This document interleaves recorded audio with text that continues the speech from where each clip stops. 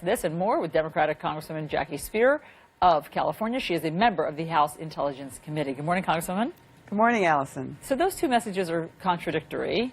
One is repeal Obamacare, and one is just let Obamacare and its flaws be sort of known to the world and let it fail under its own weight, which is what Republicans predict will happen. What do you think the next step is?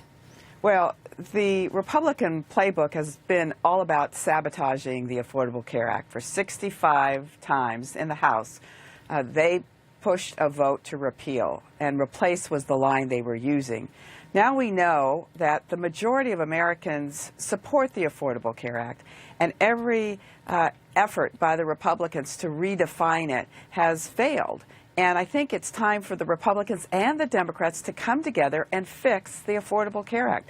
There are things we can do to make it work better. Just by creating certainty in the system and guaranteeing the subsidies moving forward would drop the price of the premiums by 19%. If you then have this reassurance that we had until the end of 2016, which allowed insurers to benefit when they had too many sick people in their pool, that would also reduce premiums by another 14%.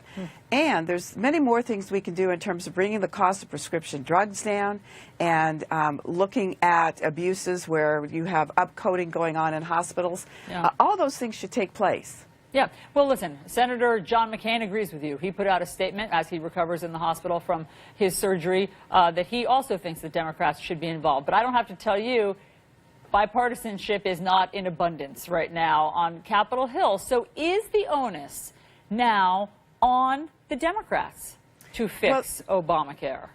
We can't do anything unless we have the support of the majority. The majority in both houses is made up of Republicans. This is on their plate. This is something that they've wanted to do for 7 years. They have now failed. They now need to do what's in the best interest of the American people, and that is to have an insurance product that everyone can embrace, that includes no charges for pre-existing conditions, that kids can stay on the plans until they're 26, that there's no annual limits or lifetime limits. You know, the American people aren't expected to understand the nuances of their insurance policies, but we are. And the annual limits and the lifetime limits are killers for anyone that gets catastrophic illness. Congresswoman, let's switch gears. I want to ask you about what happened on Friday, where one of President Trump's, then candidate Trump's, advisors, Michael Caputo, came in and testified in front of the House Intel Committee, which you sit on. He said something to our Drew Griffin about you during all of this process. So let me play this for you and get you to respond to his criticism. Listen to this. You work to improve Putin's image? No, that's absolutely false. That's Jackie Speier relying upon her interns for 2 months' information. I worked for Gazprom Media, which was a subsidiary of Gazprom, which was allied with Putin. I didn't work on Putin's image. I was trying to help Gazprom Media explain why they took over NTV, a television network. If that somehow down the line helped the Kremlin, that wasn't what I was hired for. He worked for several years in Russia, and he basically is saying that you've exaggerated his role in Russia and whatever he did with Putin.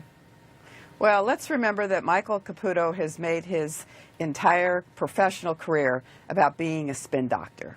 And I'd like to remind him to reread the guest editorial that he provided in 2004, in which he said that he regretted the work he had done for Putin. So he was an image consultant to Putin. He is a bit player in the whole issue that relates to Trump and his campaign organization in collusion with the Russians, and he's trying to make himself a primary star of it. And I hope it works for him in terms of getting his radio show back, but he's all about promoting himself. He says that he shook Putin's hand once and that you're exaggerating his role. But more importantly, what did he share with your committee? What did he tell you about the work that he did for Trump's campaign and whether or not there were Russian ties? So his transcript has yet to be developed. So we only the benefit of those who were in the room that were questioning him. Unfortunately, it was scheduled at the last minute on a Friday when I had to get back to give a speech and do a town hall in my district, so I wasn't there to participate. But from what I understand, Mr.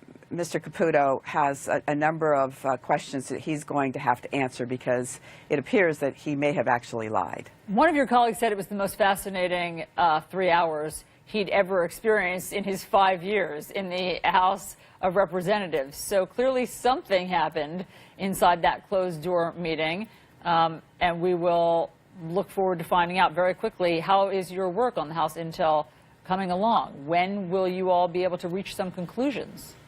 We are a long way from that. We are just now beginning the process of interviewing most of the witnesses, and that will probably go on for the next 3 or 4 months. Okay, Congresswoman Jackie Speier,